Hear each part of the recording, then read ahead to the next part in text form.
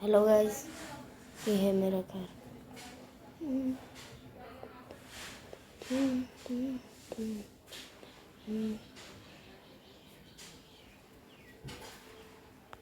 Guys, पूरा घर है मेरा।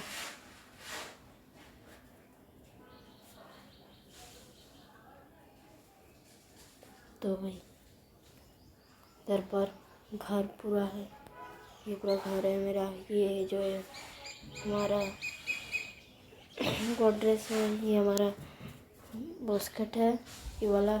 इधर पर हम सोते हैं, इधर का पुटकास बास्केट। इधर पर हमारा टेबल पढ़ने का रहता है।